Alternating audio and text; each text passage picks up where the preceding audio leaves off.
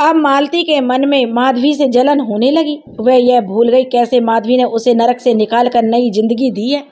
मालती अब माधवी से जलने लगी। वह सोचती जहाँ माधवी देखने में साधारण रंग रूप की है, वहीं श्याम देखने में किसी हीरो से कम नहीं है। चाहे श्याम की उम्र 36 के आसपास हो, लेकिन वह देखने में बिल्कुल 26-27 साल का नौजवान लगता है। मालती हमेशा श्याम के करीब जाने का रास्ता तलाश करती रहती, यहाँ तक कि वह कभी कभी बातों बातों में माधवी की बुराई श्याम से और उसकी सास और अनु सबसे इस तरह से करती कि किसी को यह भी ना लगे कि वह जानबूझकर माधवी की बुराई कर रही है। वह चाहती थी कि किसी तरह श्याम माधवी में दूरी बन जाए, और वह मन ही मन सोच रही थी कि श्याम की जोड़ी तो उसके साथ है। अब वह पहले से ज़्यादा सज संवर कर रहने लगी और श्याम को रिझाने की पूरी कोशिश कर दी, लेकिन श्याम उसकी तरफ बिल्कुल ध्यान नहीं देता था। वह तो हमेशा माधवी के बारे में सोचा करता था, उसका ही ध्यान रखा करता था। स्कूल आते जाते समय मालती श्याम से पहले से ज़्यादा इधर उधर की बातें करने लगी थी। दिन रात मालती इस कोशिश में लगी रहती कि श्याम और माधवी के बीच दूरी कैसे पैदा की जाए। यहाँ तक कि कभी श्याम की बुराई माधवी से करती तो माधवी की श्याम से। मालती के द्वारा श्याम और माधवी के बीच गलतफहमी पैदा करने की वजह से कभी कभी माधवी और श्याम के बीच किसी बात को लेकर झगड़ा हो जाता। यह देखकर मालती मन ही मन बहुत खुश होती थी। अब माधवी का 4था महीना चल रहा था, लेकिन अब मालती ने इन दोनों के बीच इस तरह गलतफहमी पैदा करती कि अब अक्सर श्याम और माधवी के बीच झगड़ा होने लगा। अक्सर श्याम अब किसी न किसी बात पर माधवी से झगड़ा करता। उसे इस तरह झगड़ते देखकर माधवी की सास बहुत दुखी होती। रोज दोनों को झगड़े होने लगे, लेकिन माधवी अपनी गलती ना होने पर श्याम से माफ़ी मांग लेती। अब माधवी को भी महसूस होने लगा कि मालती श्याम और उसके बीच में दूरी पैदा करना चाहती है। मालती श्याम को हथियाना चाहती है। यह देखकर माधवी अंदर ही अंदर घुटने लगी। वह सोचने लगी कहीं जो कुछ उसकी माँ के साथ हुआ वह उसके साथ ना हो जाए। जैसे मालती की माँ भगवती ने उसके पिता को उसकी माँ से हमेशा के लिए दूर कर दिया था, वैसे ही कहीं मालती श्याम को उससे ना छीन ले। लेकिन अब वह मालती को उस घर से निकाले तो निकाले कैसे, क्योंकि मालती आखिर जाएगी तो जाएगी कहाँ। उसके पापा ने तो उसे अपनाने से ही मना कर दिया, और इस तरह उसे बेसहारा छोड़ना माधवी को ठीक नहीं लगता था। फिर माधवी सोचती मालती चाहे जो कर ले, लेकिन उसका श्याम ऐसा नहीं है। कई बार माधवी ने मालती को समझाने की कोशिश की, लेकिन मालती जरा सा कुछ सुनती और रोने बैठ जाती और कहती, मेरा तुम्हारे सिवा है ही कौन। अरे मैं जरा सा श्याम से हंसकर क्या बोलूं, तुम तो मुझ पर शक करने लगी हो। यह सुनकर माधवी का जो मन दुखी हो जाता और वह बेवजह मालती पर शक कर रही है, वह सोचने लगती कहीं उसका शक गलत तो नहीं है। अब माधवी ने श्याम को समझाने की कोशिश की, लेकिन श्याम तो उल्टा माधवी पर ही बरस पड़ा और बोला, तुम्हें कैसी बातें कर रही हो। तुम्हें पता भी है जो लड़की इतने दुख दर्द सहन करके आई है, तुम उसके बारे में ऐसा बोल रही हो। हम सिर्फ अच्छे दोस्तों की तरह हैं और कुछ नहीं, समझी तुम। और तुम चाहती हो कि मैं मालती से बातें ना करूं, तो देखो माधवी, मेरे मन में ऐसा कुछ नहीं है। और हाँ, मैं नहीं चाहता कि मालती किसी भी तरह का परायापन महसूस हो उसे। मालती चाहे उसने तुम्हारे साथ पहले कैसा भी गलत व्यवहार किया हो माधवी, लेकिन वह अब तुमसे सच में बहुत प्यार करती है। और माधवी, यह तुम्हें क्या हो गया है। तुम ही तो उसे उस नरक से मुक्त कराकर इस घर में लाई थी, और तुम यह अच्छी तरह जानती हो कि अब मालती के पास यहाँ रहने के सिवाय कोई और ठिकाना नहीं है। खुद तुम्हारे पापा ने उसे अपनाने से मना कर दिया है। ऐसे में वह जाएगी तो जाएगी कहाँ। अरे तुम तो उसकी बहन हो, फिर भी तुम अपनी ही बहन पर शक कर रही हो। यह कहकर श्याम वहाँ से गुस्से में चला गया। माधवी के समझ में नहीं आ रहा था कि वह श्याम को समझाए तो समझाए कैसे। अब उसने श्याम से कहना छोड़ दिया और वह घुट घुट कर जीने लगी। धीरे धीरे उसका तनाव बढ़ने लगा। वहीं मालती यह सब कुछ देखकर खुश थी कि उसका तो सिर्फ एक ही मकसद था, श्याम को पाना। दिन गुजरने लगे। दिन गुजरने के साथ ही श्याम और माधवी के बीच दूरियां बढ़ने लगी। श्याम की माँ यह सब कुछ देखकर बहुत दुखी थी। उसने श्याम को समझाने की कोशिश की, लेकिन श्याम ने तो यह कहकर अपनी माँ से बात पूरी कर दी कि माँ माधवी की बेवजह परेशान होती है, ऐसा कहीं भी कुछ नहीं है। श्याम की माँ माधवी से बहुत प्यार करती थी। उसने माधवी को हिम्मत बंधाई। एक दिन श्याम की माँ ने मालती से इस बारे में बात की तो मालती रोने का झूठा नाटक करते हुए कहने लगी, माँ जी, अगर आप सब मुझे यहाँ से बोझ समझते हो तो साफ साफ कह दो, मैं कहीं और चली जाऊंगी, लेकिन इस तरह का लाछन मुझ पर मत लगाओ। मालती ने यह बात नमक मिर्च लगाकर श्याम को बताई और साथ में यह भी बता दिया कि माधवी ने माँ जी के कान भरे हैं। यह सुनकर श्याम को बहुत गुस्सा आया। उसने माधवी को काफ़ी डांटा कि माधवी, तुम्हें क्या हो गया है? तुम क्यों बेवजह मालती के पीछे पड़ी हो? क्या तुमने माँ जी से उसके बारे में उल्टा सीधा कहा? माधवी ने जब अपनी सास से भी मना कर दिया कि वह श्याम या मालती से कुछ ना बोले, क्योंकि माधवी के पास अब कोई रास्ता नहीं था। अब माधवी का 7वां महीना चल रहा था। इन्हीं तनाव के बीच एक दिन किसी बात को लेकर श्याम माधवी पर बरस पड़ा। माधवी यह सब कुछ देखकर इतना दुखी हो गई, धीरे धीरे उसका सिर दर्द बढ़ने लगा। उस दिन शाम को यह चक्कर खाकर वह गिर पड़ी और इस तरह से गिरते देखकर श्याम घबराते हुए उसे डॉक्टर के पास लेकर गया। डॉक्टर ने उसका चेकअप करके श्याम को बताया कि जितना ज़्यादा हो सके इन्हें खुश रखने की कोशिश करो, क्योंकि अधिक तनाव रहने की वजह से ये बेहोश हुई हैं। इसके अधिक तनाव का असर आपके होने वाले बच्चे और उसके स्वास्थ्य पर पड़ेगा, इसलिए आगे से ध्यान रखना कि इसे किसी भी तरह की कोई परेशानी ना हो, वरना कुछ भी हो सकता है। यह सुनकर श्याम घबरा गया। उसे अपने आप पर ही गुस्सा आ रहा था कि उसने माधवी को डांटा। क्यों वह बात बात पर उसे डांट देता है? माना कि माधवी की गलती होती है, लेकिन फिर भी वह उससे प्यार से तो समझा सकता है ना। श्याम माधवी को लेकर घर आ गया। अब वह माधवी से बिल्कुल अच्छे से बातें कर रहा था, लेकिन माधवी तो कुछ और ही सोच में डूबी थी।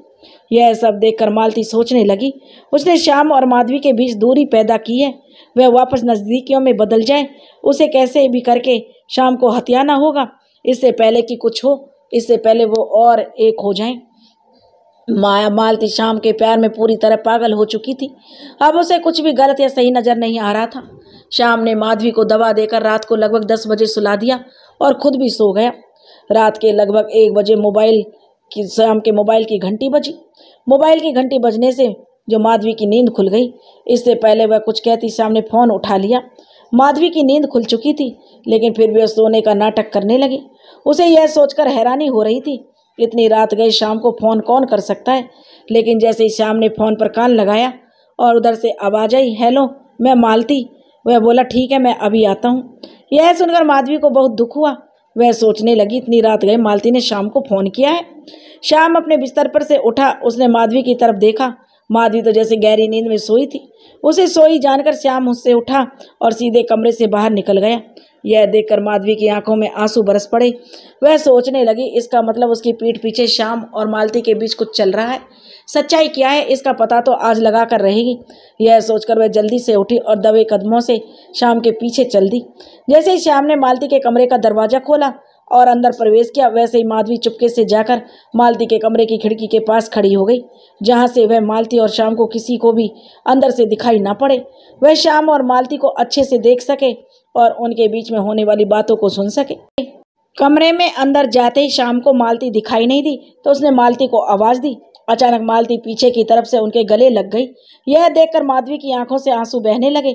वह कभी सपने में भी नहीं सोच सकती थी मालती और श्याम के बीच कुछ होगा, लेकिन आज यह सब देखकर उसका दिल फटा जा रहा था। जैसे ही श्याम ने मालती को अपने गले से अलग किया, तो मालती उसके सीने से लगते हुए बोली, मुझे पता था श्याम तुम जरूर आओगे। मालती काफ़ी सजी सवरी थी, बहुत ही खूबसूरत लग रही थी।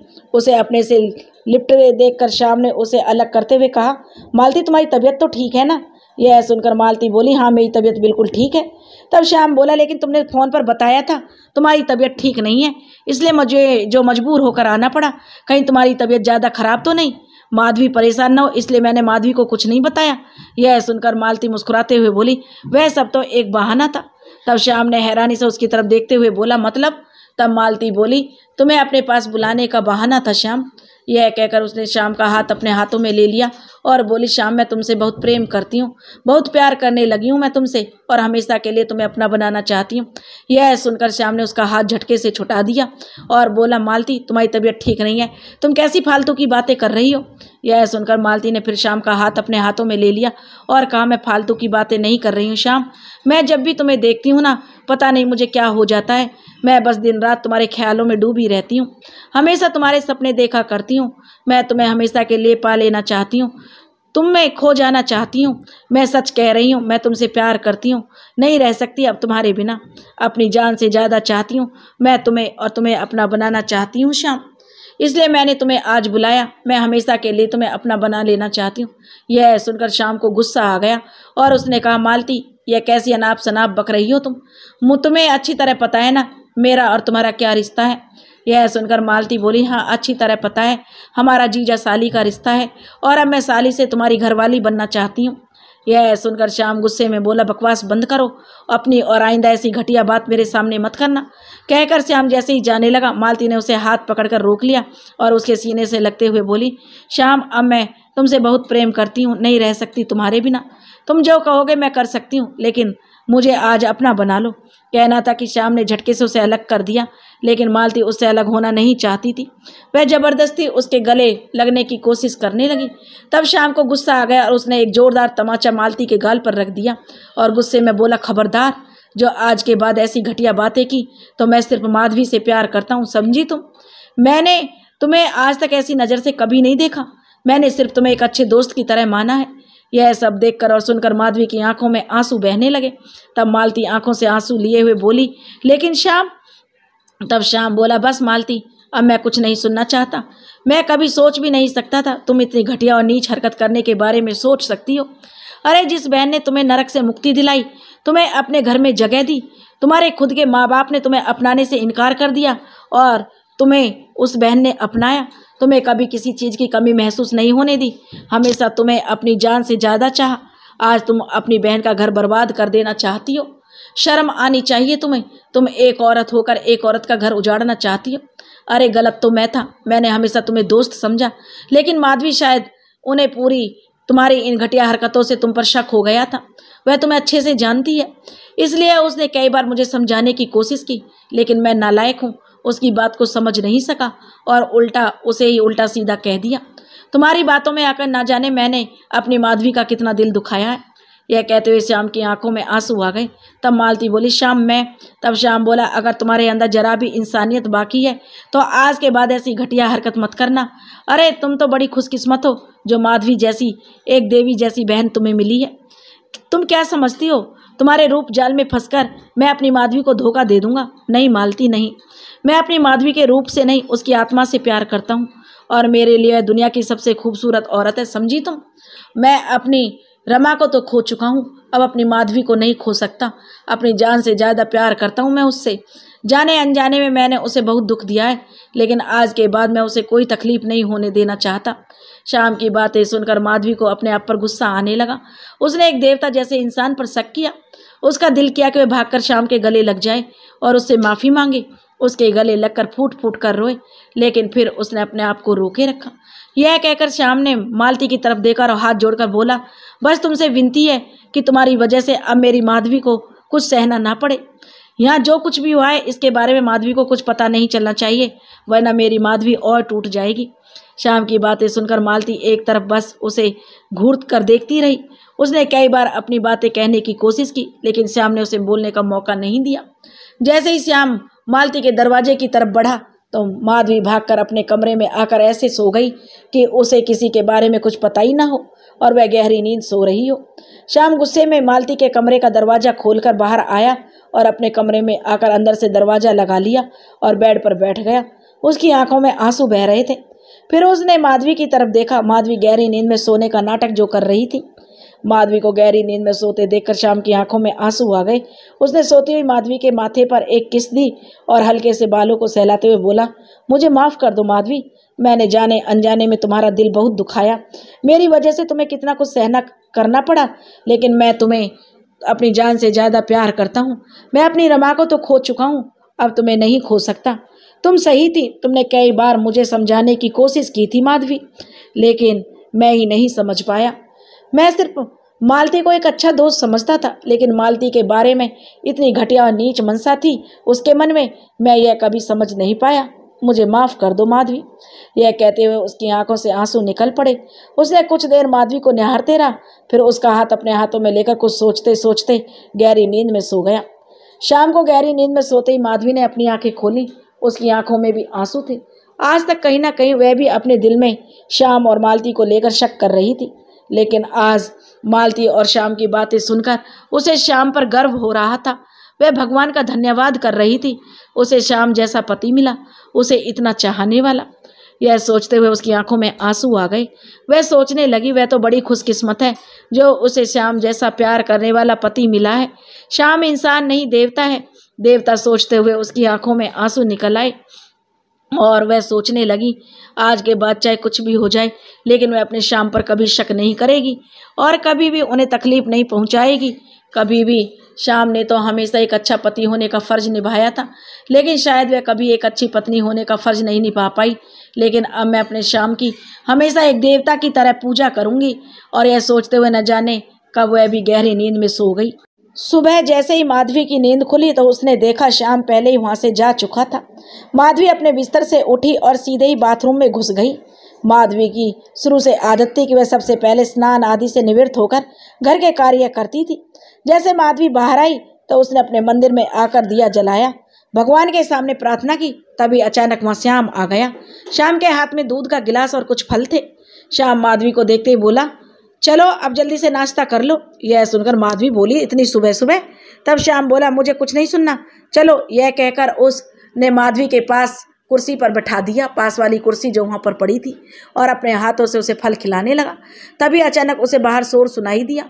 शोर सुनकर माधवी और श्याम दोनों बाहर आए तो देखा मालती अपना सारा सामान हाथ में लिए वहां से जा रही थी।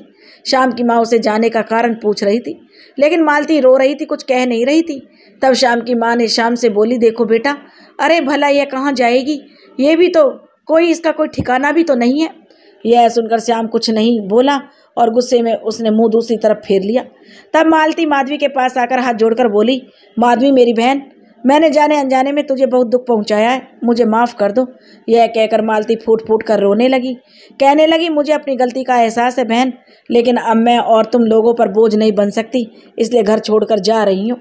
यह सुनकर माधवी ने कहा, लेकिन तुम जाओगी कहाँ? तब मालती ने कहा, पता नहीं। कुछ देर सोचकर माधवी बोली, अगर तुम इस घर में नहीं रहना चाहती हो तो ठीक है, लेकिन तुम्हें मैं इस तरह बेसहारा कहीं जाने नहीं दूंगी। यह कहकर उसने फ़ोन उठाकर फ़ोन मिलाया। फ़ोन उसने अपने थाने के कांस्टेबल ब्रजलाल के पास मिलाया था। ब्रजलाल एक बुजुर्ग व्यक्ति थे, उसी शहर में अपनी पत्नी के साथ रहते थे। उनके दोनों बेटे शादी करके अलग अलग शहरों में जा बसे थे। ब्रजलाल को फ़ोन करके माधवी ने उनसे कहा कि उनके घर में अगर कोई कमरा हो तो किराए पर मालती को दे दें। यह सुनकर ब्रजलाल ने कहा, हाँ मैडम, कमरा मिल जाएगा। माधवी ने फ़ोन कटने के बाद मालती से कहा कि तुम कांस्टेबल ब्रजलाल के यहाँ किराए पर कमरा लेकर रह सकती हो।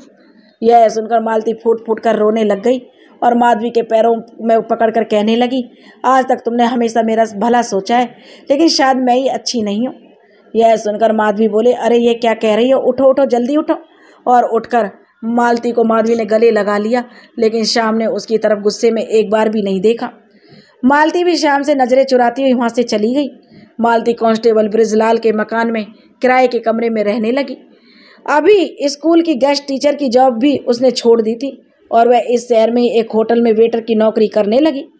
मालती के जाने के बाद माधवी को थोड़ा दुख तो हुआ, लेकिन वह यह सोचकर खुश थी कि मालती के जाने से जो दिन रात की चिंता में वह पड़ी रहती थी वो खत्म हो गई। अब मालती की अपनी अलग जिंदगी है, वही ठीक है। मालती सुबह 9 बजे होटल जाती और रात को 11 बजे आती। उसका गुजारा ठीक ठाक चल रहा था। श्याम माधवी का पूरा ध्यान रखता था, उसे अपने हाथों से खाना खिलाता, उसके अपने हाथों से दवा देता और धीरे धीरे दिन गुजरने लगे थे। मालती को अब अपने किए पर पछतावा था। श्याम ने उसकी आंखें खोल दी थी, वह अकेले में कभी फूट फूट कर रो पड़ती। उसने अपनी देवी जैसी बहन माधवी का ये घर उजाड़ना चाहा। भगवान उसे कभी माफ़ नहीं करेगा। जिस बहन ने उसे नई जिंदगी दी, आखिर में उसने उसका हक ही छीनना चाहा। अब वह अंदर ही अंदर घुट रही थी, उसे अपने किए पर पछतावा था। अब वह बिल्कुल उदास रहने लगी। होटल में वह अपने काम से काम रखती और बड़ी ईमानदारी से काम करती। मालती के आस पड़ोस में रहने वाले लोगों भी मालती के बारे में ज़्यादा जानकारी नहीं थी, क्योंकि मालती किसी से भी ज़्यादा बातें नहीं किया करती थी। मालती का मकान मालिक कांस्टेबल ब्रजलाल और उसकी पत्नी भी मालती से बिल्कुल बेटी की तरह व्यवहार करते थे। लोग मालती को बहुत अच्छी तरह रखते थे। वो लोग होटल का मैनेजर विक्रम ने जब पहली बार मालती को देखा तो उसे पहली नज़र में उससे प्यार होने लगा था और उसकी सादगी और भोलेपन पर वह मर मिटा था। वह मन ही मन उसे बहुत प्यार करने लगा। वह मालती से बात करने की कोशिश करता, लेकिन मालती बहुत कम बोलती थी और अपने काम से काम रखती थी। विक्रम ने कई बार मालती से बात करने की कोशिश की, लेकिन मालती ने उसे कोई दिलचस्पी नहीं दिखाई। विक्रम हमेशा सोचा करता था कोई ना कोई बात है जो यह इतनी दुखी रहती है। विक्रम ने लोगों से पता किया तो पता चला मालती का अपना कोई नहीं है, वह अकेले ही किराए के मकान में रहती है, उसकी शादी भी नहीं हुई है। यह सुनकर विक्रम को बहुत दुख हुआ कि मालती का अपना कोई नहीं है, लेकिन साथ में खुशी भी हुई कि मालती की शादी नहीं हुई है। यह सब जानने के बाद अब विक्रम हमेशा बस मालती को ही निहारते रहता था। जब भी मालती की नज़र गलती से उससे टकरा जाती तो मालती हड़बड़ाकर अपनी नज़रें दूसरी तरफ कर लेती थी। एक दिन होटल में कुछ मवाली टाइप के लोग खाना खाने आए। मालती जैसे ही उनका ऑर्डर लेने गई तो मालती को देखकर वो लोग कहने लगे, अरे यार, लगता है इस आइटम को तो कहीं देखा है। तब एक बोला, हाँ यार, ऐसे लगता है जैसे फुलवारी के कोठे पर इसे देखा था। यह सुनकर मालती जैसे ही जाने लगी तभी उनमें से एक ने उसका हाथ पकड़ लिया और कहने लगा, अरे जाने मन, कहाँ जाती हो? क्या फुलवारी का धंधा नहीं चल रहा जो होटल में नौकरी कर रही हो? आज रात का कितना लोगी? यह सुनकर मालती कहने लगी, देखिए आप बदतमीजी कर रहे हैं, मेरा हाथ छोड़िए।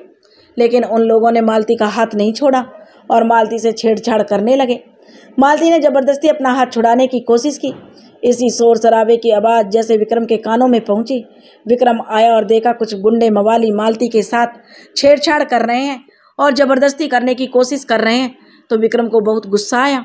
उसने उन गुंडों से मालती को छोड़ने के लिए कहा, लेकिन उन गुंडों ने मालती को नहीं छोड़ा। तो विक्रम ने मालती को बचाने की कोशिश की और इसी छीना झपटी में विक्रम को चोट आ गई। तब किसी ने पुलिस को फ़ोन कर दिया। कुछ ही देर में पुलिस वहां आ गई और उन गुंडों को गिरफ्तार करके ले गई। मालती रोई जा रही थी। विक्रम ने उसे हिम्मत बंधाई और चुप कराया। मालती वापस अपने कमरे पर आ गई। उस दिन मालती फूट फूट कर रोई। वह चाहे कितनी भी कोशिश कर ले, लेकिन उसके अतीत की काली छाया उसका पीछा कभी नहीं छोड़ेगी। उधर माधवी के ससुराल में सब कुछ ठीक चल रहा था। अचानक एक दिन माधवी का पेट में जोरों का दर्द होने लगा और माधवी दर्द से छटपटाने लगी और ज़ोर ज़ोर से रोने लगी। तब माधवी की सास ने शाम को फ़ोन किया। शाम स्कूल से तुरंत घर आ गया। माधवी को तड़पता देखकर उसे तुरंत ही अस्पताल ले गया और उसे भर्ती करवा दिया। सभी लोग बहुत परेशान थे और माधवी के सही सलामत होने की और होने वाले बच्चे के लिए प्रार्थना कर रहे थे। आखिर में माधवी ने एक सुंदर सी बेटी को जन्म दिया। बेटी के जन्म की खबर पाकर सभी लोग बहुत खुश हो गए। माधवी को जैसे होश आए तो अपनी बेटी को देखकर अपने आंसू नहीं रोक सकी।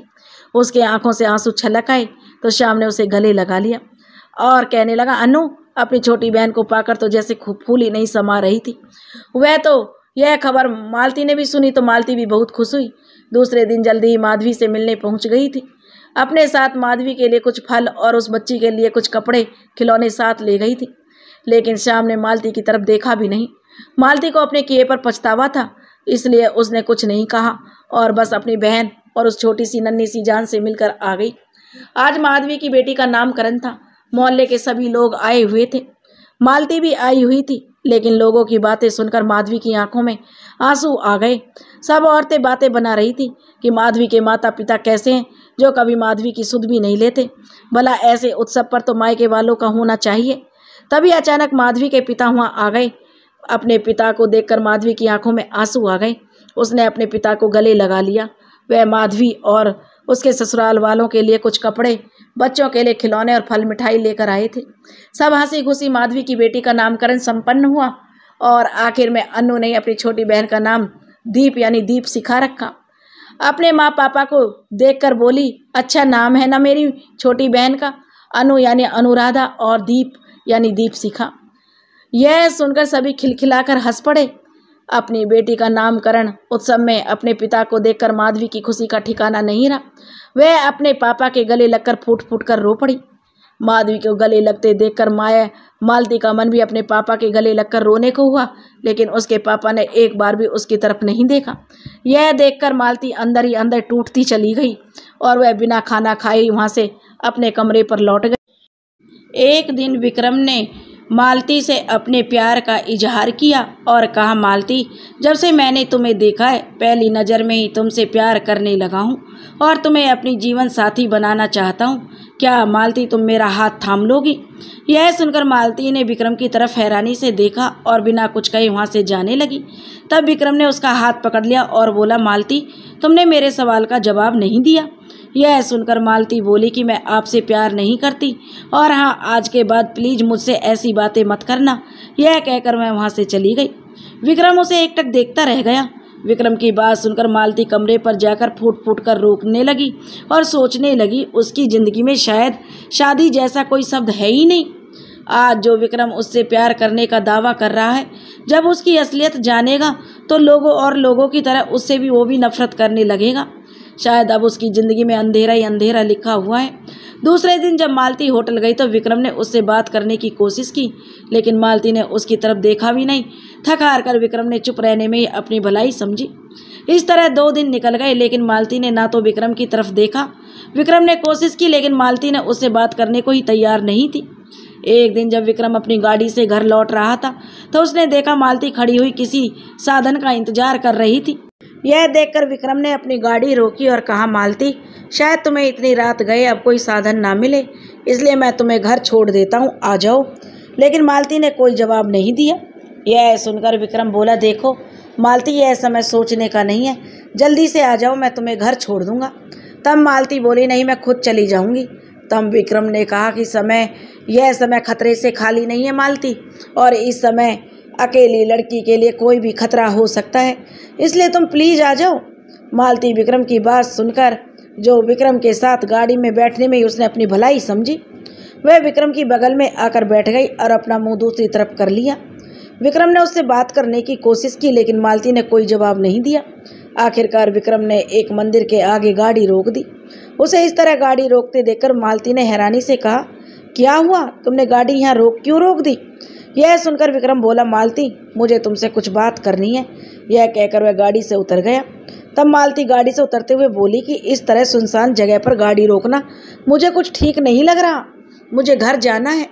यह सुनकर विक्रम बोला, मेरा विश्वास करो मालती, मैं तुम्हें कुछ गलत नहीं बोलूँगा और ना ही तुम्हारे साथ कुछ गलत करने के बारे में सोचूंगा। तुम बिल्कुल सुरक्षित हो, बस मेरी बात का जवाब दो। यह सुनकर मालती ने कहा, लेकिन मुझे आपसे कोई बात नहीं करनी है। तब विक्रम ने कहा, बात तो तुम्हें कभी करनी होगी मालती। यह कहकर वह मालती का हाथ पकड़कर मंदिर में ले गया और बोला, मालती, मैं तुमसे सच में बहुत प्यार करता हूँ। मैं जानता हूँ तुम भी मुझसे बहुत प्यार करती हो, लेकिन कोई ना कोई तो ऐसी वजह है जो तुम मुझे बताना नहीं चाहती। मालती, मैं जीवन भर के लिए तुम्हारा हाथ थामना चाहता हूँ। तुमसे वादा करता हूँ, तुम्हें कभी किसी चीज़ की तकलीफ नहीं होने दूंगा। बताओ मालती, आखिर में कौन सी बात है? यह सुनकर मालती कहती है, लेकिन मैं आपसे प्यार नहीं करती, मैंने कहा ना, कहकर वह वहाँ से जाने लगती है। तब विक्रम उसका हाथ पकड़ लेता है और कहता है, भगवान के चरणों की सौगंध खाकर कहो मालती, तुम मुझसे प्यार नहीं करती हो। आज तुम भगवान के चरणों की सौगंध खाकर जो कहोगी मैं मान लूँगी। यह सुनकर मालती कोई जवाब नहीं देती तो विक्रम कहता, तुम्हें जवाब देना होगा मालती। तब मालती कहती है कि मेरे प्यार करने या ना करने से कुछ फर्क नहीं पड़ता विक्रम, क्योंकि मेरे काले अतीत की परछाई कभी भी मेरा जीवन नहीं संवारने देगी।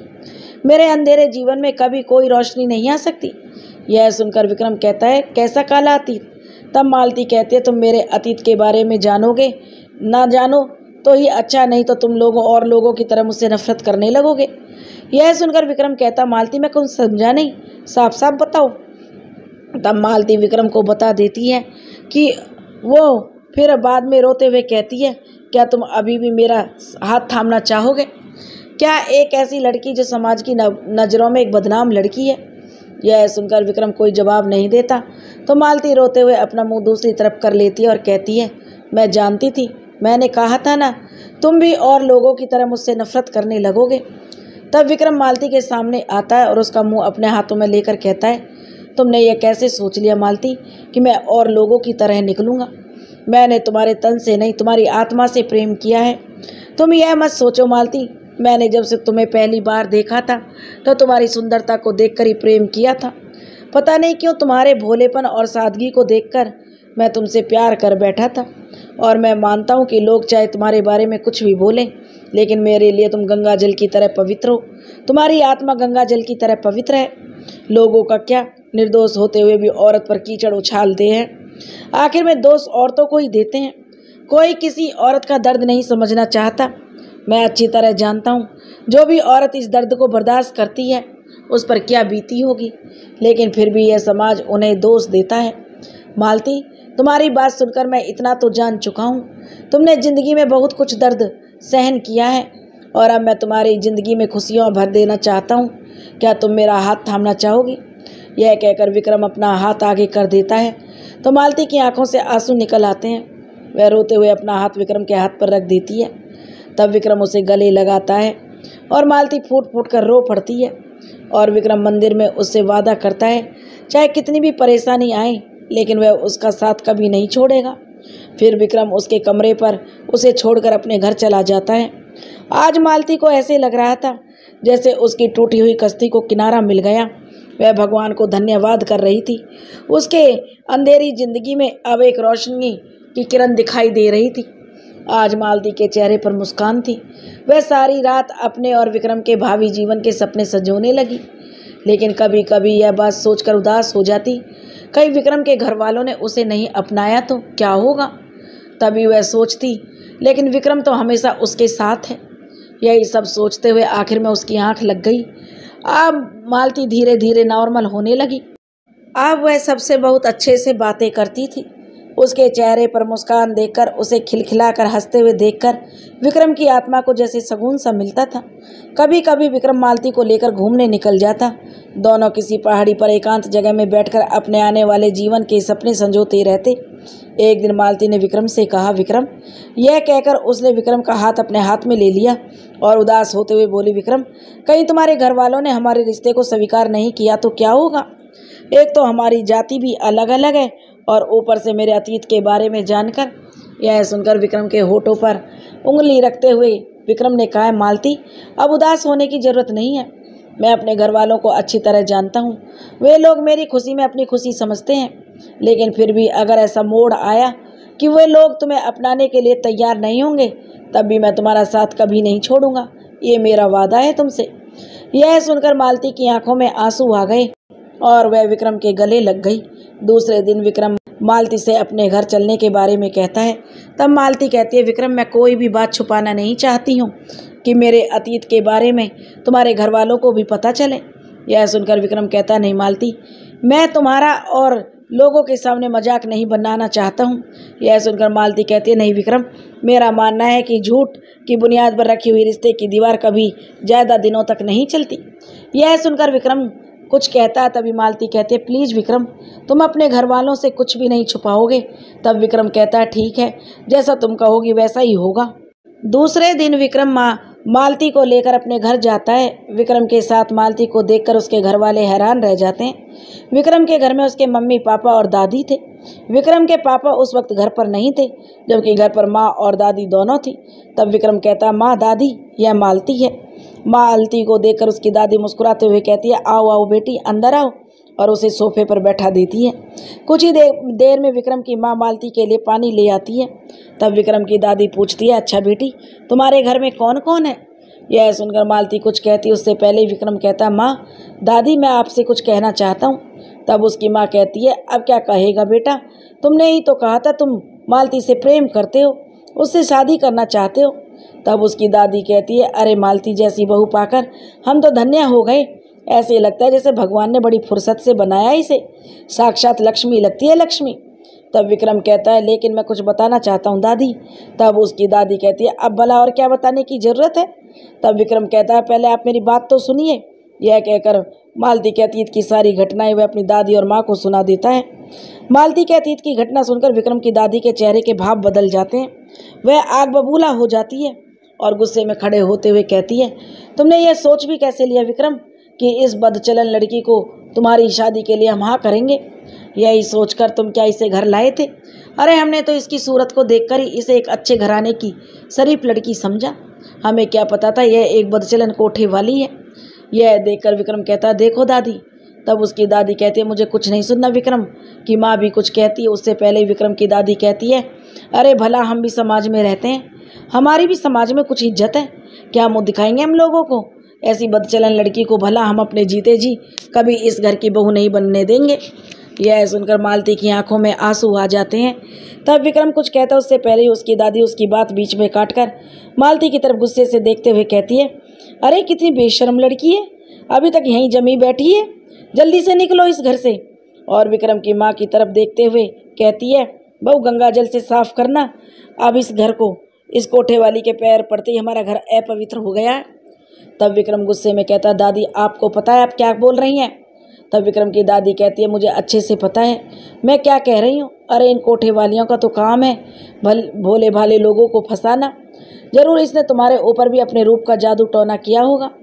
तब विक्रम कहता है, देखो दादी, मालती के साथ जो कुछ भी हुआ उसमें मालती की कोई गलती नहीं है। मालती एक सच्ची और नेक दिल लड़की है। वह मुझसे बहुत प्रेम करती है, मैं भी उससे बहुत प्रेम करता हूँ। जो कुछ भी मालती के साथ हुआ वह उसका अतीत था और मुझे उसके अतीत से कोई लेना देना नहीं है। मैं शादी करूँगा तो सिर्फ मालती से करूँगा। अब विक्रम की दादी गुस्से में कहती है, यह तुम क्या कह रहे हो? जो भी हुआ उसमें मालती की गलती नहीं। यह एक अच्छी लड़की है। भला यह अच्छी लड़की अपने खानदान की इज्जत को मिट्टी में मिलाकर शादी के दिन अपने यार के साथ भागती क्या? अरे जिसने अपने माता पिता की इज्जत की परवाह नहीं की वह भला तुम्हारा जीवन भर क्या साथ देगी? यह सुनकर विक्रम कहता, दादी मैं मानता हूँ मालती से गलती हुई है, लेकिन अब उसे अपनी गलती का एहसास है। अब मालती का मन गंगा जल की तरह पवित्र है और मैं मालती को अपना जीवन संगनी बनाना चाहता हूँ। यह सुनकर उसकी दादी माँ अपने दोनों हाथ अपने माथे को पीटते हुए कहती है, हे भगवान, इसलिए हमें जिंदा रखा था यह दिन दिखाने के लिए। पहले हमें मार क्यों नहीं दिया? जिसे इतने नाजों से पाला पोसा आज हमारे सामने कह रहा है कि किसी कोठे वाली से विवाह करेगा। अरे इससे पहले तो हमें मार दे भगवान।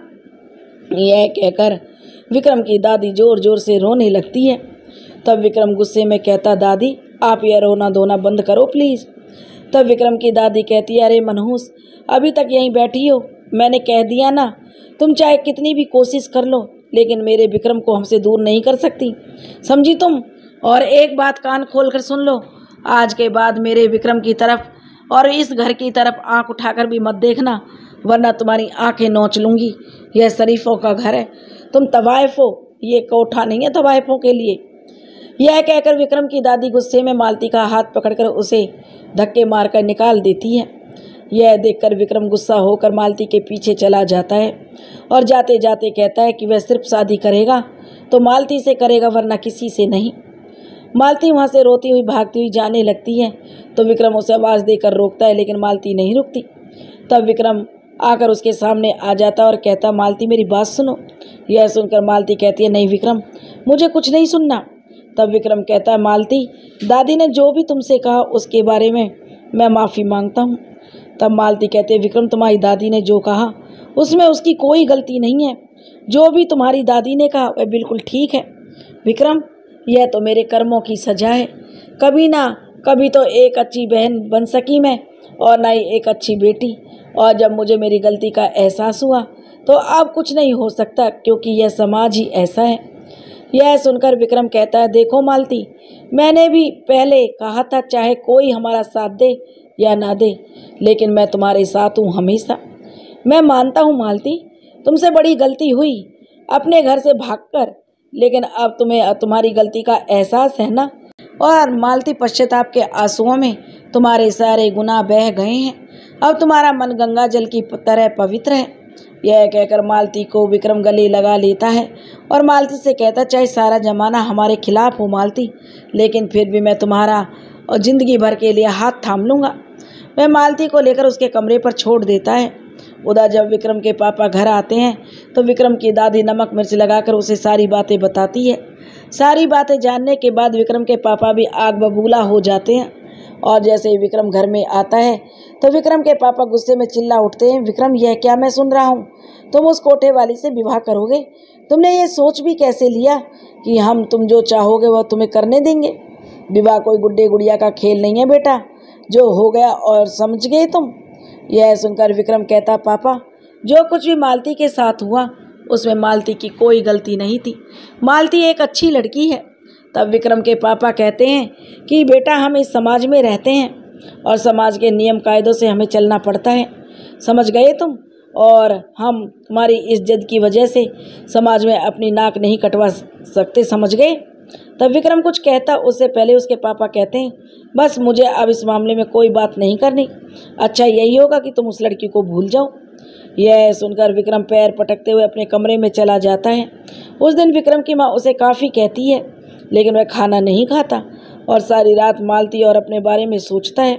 वह ना तो मालती को छोड़ सकता था और ना ही अपने परिवार को। उसकी कुछ समझ में नहीं आ रहा था। इस तरह वह इसी उधेड़ बुन में जो पड़ा रहा सारी रात और उसकी कब आँख लग गई उसे खुद भी पता नहीं चला। विक्रम अपने घर वालों को समझाने की काफ़ी कोशिश करता है, लेकिन उसके घर वाले उसकी एक भी बात सुनने को तैयार नहीं होते। विक्रम की कुछ समझ में नहीं आ रहा कि वो आखिर में करे तो क्या करे। जब विक्रम मालती अब रोज कहीं मिलते तो दोनों यह सोचकर दुखी हो उठते, अब करे तो क्या करे, उन्हें कोई रास्ता नजर नहीं आता। एक दिन विक्रम मालती से कहता, मालती हम ऐसा करते हैं, भागकर मंदिर में शादी कर लेते हैं। यह सुनकर मालती कहती है, नहीं विक्रम, तुम और मैं ऐसा नहीं करेंगे। तुम्हें पता है अगर तुम्हारे घर वालों को यह बात पता चल गई तो उन्हें कितना दुख होगा। यह सुनकर विक्रम कहता, मालती मैं कुछ नहीं जानता, मैं बस इतना जानता हूँ कि तुम मुझसे प्यार करती हो, मैं तुमसे प्यार करता हूँ। मैं मानता हूँ मेरे घर वाले मुझे बहुत चाहते हैं और मैं भी तुम्हें बहुत चाहता हूँ मालती, और मैं तुम्हारे बगैर नहीं रह सकता। जब हम दोनों शादी कर लेंगे तो हमारे घर वाले कुछ दिनों के लिए हमसे नाराज रहेंगे, फिर आखिर में उन्हें अपने बच्चे समझकर हमें माफ़ करना होगा। तब मालती कहते, लेकिन विक्रम मुझे यह सब कुछ सही नहीं लग रहा। तब विक्रम कहता, तुम चिंता मत करो मालती, देखना सब कुछ जल्दी ठीक हो जाएगा। तब मालती कुछ कहती उससे पहले विक्रम उसका हाथ अपने हाथों में लेकर कहता है, मालती मुझ पर विश्वास रखो, देखना धीरे धीरे सब ठीक हो जाएगा। आखिर में मालती भी विक्रम की बात मान लेती है और दोनों यह तय करते हैं कि दोनों कल सुबह मंदिर जाकर शादी कर लेंगे, और जब तक उनके घर वाले उन्हें नहीं अपनाते दोनों बाहर ही किराए पर कमरा लेकर रह लेंगे। दूसरे दिन विक्रम अपने घर वालों को एक चिट्ठी लिखकर जाता है कि वह मालती से मंदिर में शादी कर रहा है। यह कहकर वह मालती को लेकर मंदिर में आ जाता है। दोनों जैसे ही मंदिर में शादी करने की तैयारी करते हैं, अचानक विक्रम का फ़ोन बज उठता है। फ़ोन देखकर विक्रम तुरंत फ़ोन को काट देता है, क्योंकि वह सोचता है कि उसके घर वाले उसे शादी ना करने के लिए कहेंगे। लेकिन बार बार फ़ोन आने पर अचानक विक्रम फ़ोन उठा लेता है। दूसरी तरफ उसकी माँ की आवाज़ होती है। उसकी माँ हड़बड़ाकर घबराते हुए कहती है, बेटा तुम्हारी दादी को दिल का दौरा पड़ा है, वह बेहोशी में बार बार तुम्हारा नाम ले रही है, उसकी हालत काफ़ी ख़राब है, तुम जल्दी से आ जाओ बेटा। यह सुनकर विक्रम घबरा गया। तब मालती पूछती है कि क्या हुआ विक्रम। तब विक्रम कहता है कि दादी को दिल का दौरा पड़ा है और वह बार बार मुझे याद कर रही है। यह सुनकर मालती कहती है, विक्रम इससे पहले कि दादी को कुछ हो जाए प्लीज़ तुम जाओ यहाँ से। तब विक्रम कहता है, लेकिन मालती शादी। तब मालती कहती है, विक्रम शादी तो फिर भी हो जाएगी, लेकिन इस समय तुम्हें अपनी दादी के पास जाना होगा। यह सुनकर विक्रम कहता, मालती तुम बिल्कुल ठीक कह रही हो, और वह जल्दी से मालती को अपने साथ लेकर वहाँ से चल देता है। वह मालती को उसके घर छोड़कर अपने घर की तरफ रवाना हो जाता है। मालती भगवान से उसकी दादी को ठीक होने की प्रार्थना करने लगती है। जैसे ही विक्रम घर पहुंचता है तो देखता है उसकी दादी बेड पर लेटी हुई थी, पास में उसकी माँ और पापा दोनों बैठे हुए थे। तब उसके पापा गुस्से में कहते हैं कि उससे पहले उसकी माँ ने उसके पापा को इशारा करके चुप करा दिया। अपनी दादी से इस तरह देखकर विक्रम भागकर अपनी दादी के पास बैठ जाता है। उसका हाथ अपने हाथों में लेकर कहता, दादी आंखें खोलो ना प्लीज़, आपको क्या हो गया है। विक्रम बार बार कहता है, उसकी दादी आंखें नहीं खोलती। तब विक्रम रो पड़ता है। उसकी दादी अचानक आंखें खोल देती है। विक्रम को देखकर उसकी आंखों में आंसू आ जाते हैं। वह कहती है, मेरा बच्चा, मेरा विक्रम आ गया, अपनी दादी को छोड़कर तू कहाँ चला गया था रे। यह सुनकर विक्रम कहता है, नहीं दादी, मैं आपको छोड़कर कहीं नहीं जाऊँगा। यह सुनकर उसकी दादी उसका हाथ अपने हाथों में लेकर कहती है, बेटा वादा कर कि तू आज के बाद उस कोठे वाली से बिल्कुल नहीं मिलेगा। यह सुनकर विक्रम कुछ नहीं कहता। तब उसकी दादी कहती है, बोल ना बेटा। तब विक्रम की माँ विक्रम के मन के भावों को समझकर विक्रम से की दादी से कहते कि माँ जी, आपको डॉक्टर ने ज़्यादा बोलने से मना किया है और अब विक्रम भी यहीं है, कहाँ जा रहा है ये, इसलिए आप बाद में उससे बात कर लेना, कहीं नहीं जाएगा, अभी तुम आराम करो। यह कहकर वह विक्रम की तरफ देखते हुए कहती है, जाओ बेटा, जाकर तुम भी आराम करो। विक्रम वहाँ से अपने कमरे में चला जाता है। उसे कुछ समझ नहीं आ रहा था कि वो क्या करे, और क्योंकि ना तो वह अपनी दादी को खो सकता था और ना ही मालती के बिना रह सकता था। अगर वह मालती से शादी करता है तो कहीं उसकी दादी को कुछ हो गया तो, अगर उसकी दादी को उसकी वजह से कुछ हो गया तो अपने आप को कभी माफ़ नहीं कर पाएगा, और अगर वह अपनी दादी को वचन देता है कि मालती से दूर रहता है तो मालती के बिना नहीं जी पाएगा। उसे कुछ समझ नहीं आ रहा था। वह फूट फूट कर रो पड़ता है। तभी अचानक पीछे से उसके कंधे पर कोई हाथ रखता है। तब पीछे मुड़कर देखता तो उसके पापा खड़े होते हैं। अपने पापा को देखकर विक्रम उनके आंसू जो अपने पोंछ लेता है और उसके पापा कहते हैं, विक्रम क्या बात है? उसके पापा कहते हैं, मैं जानता हूँ विक्रम तुम पर इस समय क्या गुजर रही है, लेकिन बेटा तुम्हारी दादी की हालत देखकर अगर तुमने कुछ भी ऐसा वैसा कदम उठाया तो तुम्हें पता है कि क्या होगा। कहीं हम तुम्हारी दादी को जो कहीं खो ना दें, कहीं वो हमें छोड़कर ना चली जाए। बेटा मैं तुम्हारे प्यार के खिलाफ नहीं हूँ, लेकिन इस समाज में हम रहते हैं और वह लड़की चाहे उसके साथ पहले कुछ गलत हुआ हो, लेकिन समाज की नज़रों में वह एक बदनाम लड़की है और यह समाज उसे कभी माफ़ नहीं कर पाएगा। अगर बेटा तुम उसे अपनाते हो तो यह समाज, यहाँ के लोग हमें जीने नहीं देंगे। बेटा 5 साल पहले ही हमारे साथ जो कुछ घटित हुआ वह तो तुम्हें अच्छी तरह याद है ना। उसके बाद हमें कितना कुछ सहना और सुनना पड़ा था। तुम्हारी दादी की जान पहले ही बड़ी मुश्किल से बची थी और बेटा अब तुम्हारी दादी तो जीवन और मौत के बीच झूल रही है। क्या तुम ये चाहोगे कि तुम्हारी वजह से जो हमें हमेशा के लिए अपनी दादी छोड़कर चली जाए? तब विक्रम कहता है, नहीं पापा, दादी से मैं बहुत प्यार करता हूँ, लेकिन पापा यह भी सच है मैं मालती के बिना नहीं रह सकता। तब उसके पापा कहते हैं, देखो विक्रम तुम्हें मालती को भूलना होगा बेटा। शुरुआत में ऐसा होता है, धीरे धीरे सब कुछ ठीक हो जाएगा। अब तुम्हारे हाथ में, तुम किसे चुनना चाहोगे? यह कहकर उसके पापा कहते हैं, मुझे तुम पर पूरा विश्वास है बेटा, तुम कोई भी गलत फैसला नहीं करोगे। यह कहकर विक्रम के पापा वहाँ से चले जाते हैं। विक्रम के कुछ समझ में नहीं आता कि वह क्या करे। वह भगवान से कहता है, भगवान अब आप ही मुझे कोई रास्ता दिखाओ, मैं क्या करूं? तभी अचानक मालती का फ़ोन आता है। मालती का फ़ोन आते देखकर विक्रम फ़ोन काट देता है, क्योंकि उसे समझ नहीं आ रहा था कि वह मालती से क्या कहेगा। जब मालती पूछेगी कि दादी कैसी है तो वह उसे कैसे बताएगा कि उसकी दादी तभी खुश रह सकती है जब वह उससे अलग हो जाए। नहीं, विक्रम सोचता है, मैं मालती को यह सब नहीं बता सकता। आखिर में उसने ही तो मालती के दिल में अपना प्यार जगाया था। मालती की आंखों में अपनी तस्वीर उसने देखी थी। अब इस समय वह मालती के बीच मझधार में तो उसे नहीं छोड़ सकता ना। विक्रम कहता है कि मैं जानता हूँ। यह सब कुछ जानकर मालती कुछ नहीं कहेगी, क्योंकि वह उसकी मजबूरी समझेगी, लेकिन वह अंदर ही अंदर घुटती रहेगी। वह नहीं चाहता कि मालती को उसकी वजह से किसी तरह का कोई दुख पहुँचे, क्योंकि उसने ज़िंदगी में पहले में ही बहुत कुछ बर्दाश्त किया था। तभी वह सोचता है कि भगवान जो करेगा वह सही करेगा और सब कुछ भगवान पर छोड़ना ही सही है। इस समय उसे सबसे ज़्यादा अपनी दादी पर ध्यान देना चाहिए। उसे अपनी दादी की सबसे ज़्यादा चिंता है। यह सोचकर वह वापस अपनी दादी के पास आ जाता है।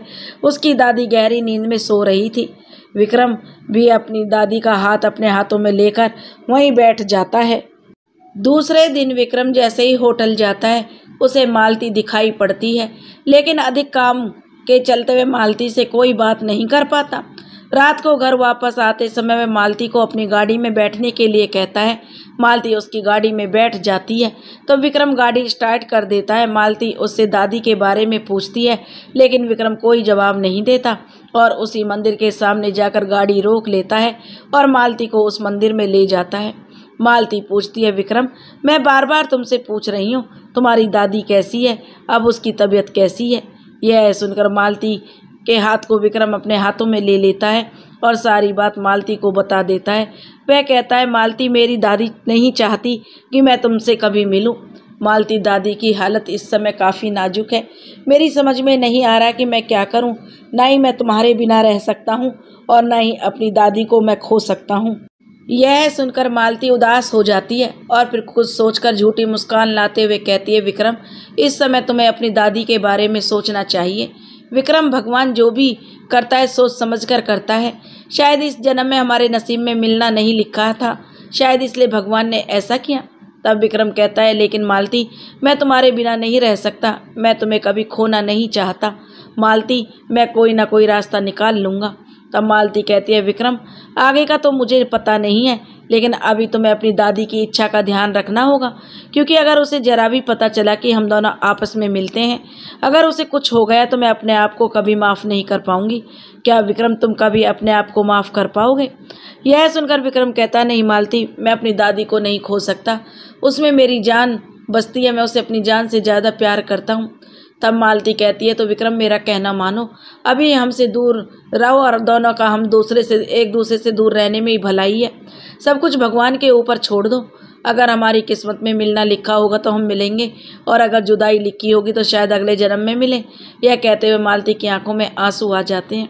यह सुनकर विक्रम मालती की तरफ देखते हुए कहता, मैं जानता हूँ मालती, तुम्हें यह सब कहते हुए कितनी तकलीफ हो रही है, लेकिन मैं भी क्या करूँ मालती। यह कहकर वह मालती को गले लगा लेता है। फिर मालती उसका हाथ अपने हाथों में लेकर कहती है, विक्रम वादा करो, जब तक तुम्हारी दादी नहीं चाहेगी तब तक तुम मुझसे कभी नहीं मिलोगे, और ना ही मुझसे मिलने की बात करोगे, और ना ही बात करने की कोशिश भी करोगे। यह सुनकर विक्रम ना चाहते हुए भी कांपते हुए हाथों से मालती के हाथ को अपने हाथ में रख लेता है और उससे वादा कर लेता है। फिर दोनों वापस अपनी कार में आ जाते हैं। रास्ते में कोई बात नहीं करते, दोनों एक दूसरे की तरफ सिर्फ देखते रहते हैं, कहते कुछ नहीं। विक्रम मालती को उसके घर छोड़कर अपने घर चला जाता है। मालती अपने घर आकर फूट फूट कर रोती है, लेकिन वह सब उसके ही कर्मों का फल है। उसने ही तो अपनी बहन के साथ कितना गलत किया था, अपने घर वालों को धोखा दिया था। शायद यही अब उसके कर्मों का फल है। वह फिर मन ही मन एक फैसला लेती है। दूसरे दिन विक्रम होटल जाता तो उसे मालती दिखाई नहीं पड़ती। वह मालती का इंतजार करता है, लेकिन मालती उसे दिखाई नहीं पड़ती। विक्रम उसे फ़ोन मिलाना चाहता है, लेकिन तभी उसे अपनी दादी की बात याद आ जाती है। साथ में मालती के द्वारा उससे लिया गया वचन भी, कि जब तक तुम्हारी दादी नहीं चाहेगी हम दोनों कभी नहीं मिलेंगे। तभी उसे होटल की एक लड़की से पता चलता है कि मालती ने होटल की नौकरी छोड़ दी है। यह सुनकर विक्रम को बहुत दुख होता है, लेकिन वह मजबूर था। उधर मालती सारे दिन अपने कमरे में बंद रहती है। उसे ना भूख थी ना प्यास। वह सारा दिन विक्रम के ख्यालों में खोई रहती है। फिर कांस्टेबल ब्रजलाल की मदद से उसे एक मॉल में नौकरी मिल जाती है। उधर माधवी भी अपने परिवार के साथ बहुत खुश थी। अब उसकी बेटी दीपशिखा 6 महीने की हो चुकी थी। माधवी ने भी अब वापस अपनी नौकरी ज्वाइन कर ली थी। अब उसके पापा भी कभी कभी उससे फ़ोन पर उसका हालचाल जान लिया करते थे। अनु अपनी छोटी बहन का अच्छे से ख्याल रखती थी।